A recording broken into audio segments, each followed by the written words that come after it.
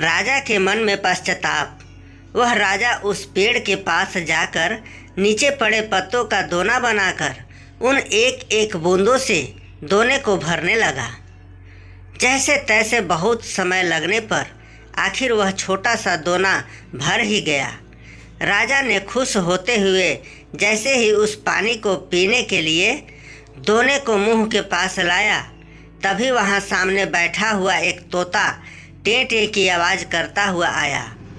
उस दोने को झपटा मारकर सामने की ओर बैठ गया। उस दोने का पूरा पानी नीचे गिर गया। मित्रों, आज आप लोगों को एक ऐसी राजा की कहानी बताने जा रहा हूँ जो गुस्सा और आवेश में आकर एक बेजुबान पक्षी की हत्या कर देता है। तो आइए जानते हैं आगे की कहानी। एक राजा घने जंगल में भटक गया। राजा गर्मी और प्यास से व्याकुल हो गया। इधर उधर हर जगह तलाश करने पर भी उसे कहीं पानी नहीं मिला। प्यास से गला सूखा जा रहा था। तभी उसकी नज़र एक पेड़ पर पड़ी, जहाँ एक डाली से टप टप करती थोड़ी थोड़ी पानी की बूंद गिर रही थी। वह राजा उस पेड़ के पास जाकर नीचे पड़े पत्तों का दोना बनाकर उन एक एक बूंदों से दोने को भरने लगा। जैसे तैसे बहुत समय लगने पर आखिर वह छोटा सा दोना भर ही गया। राजा ने खुश होते हुए जैसे ही उस पानी को पीने के लिए दोने को मुंह के पास लाया, तभी वहाँ सामने बैठा हुआ एक तोता टें टें की आवाज़ करता हुआ आया। उस दोने को झपटा मारकर सामने की ओर बैठ गया। उस दोने का पूरा पानी नीचे गिर गया। राजा निराश हुआ कि बड़ी मुश्किल से पानी नसीब हुआ और वो भी इस पक्षी ने गिरा दिया। लेकिन अब क्या हो सकता है, ऐसा सोचकर वह वापस उस खाली दोने को भरने लगा। काफ़ी मुश्किल के बाद आखिर वह दोना फिर भर गया। राजा पुनः हर्षचित होकर जैसे ही उस पानी को पीने लगा, तो वह सामने बैठा तोता टें टें करता हुआ आया और दोने को फिर से झपटा मार के गिराकर वापस सामने बैठ गया। अब राजा हताशा के वशीभूत हो क्रोधित हो उठा कि मुझे ज़ोर से प्यास लगी है। मैं इतनी मेहनत से पानी इकट्ठा कर रहा हूँ और ये दुष्ट पक्षी मेरी सारी मेहनत को आकर गिरा देता है। अब मैं इसे नहीं छोड़ूंगा। अब ये जब वापस आएगा तो इसे ख़त्म कर दूंगा।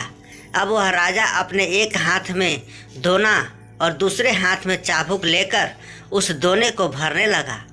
कुछ समय बाद उस दोने में फिर पानी भर गया।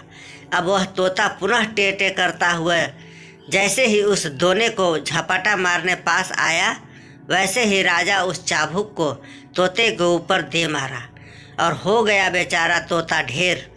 लेकिन दोना भी नीचे गिर गया। राजा ने सोचा इस तोते से तो पीछा छूट गया, लेकिन ऐसे बूंद बूंद से कब वापस दोना भरूंगा, कब अपनी प्यास बुझा पाऊंगा।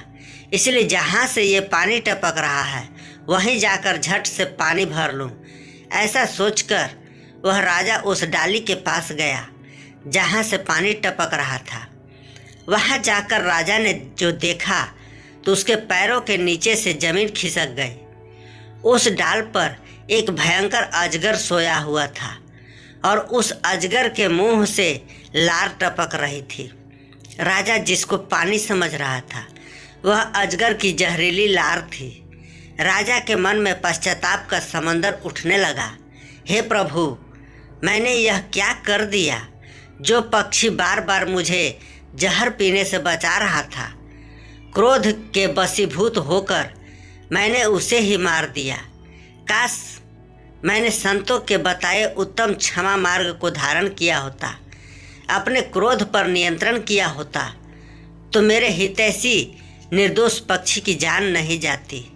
सीख मित्रों, कभी कभी हमें लगता है कि अगले व्यक्ति हमें नाहक परेशान कर रहा है, लेकिन हम उसकी भावनाओं को समझे बिना क्रोध कर न केवल उसका बल्कि अपना भी नुकसान कर बैठते हैं।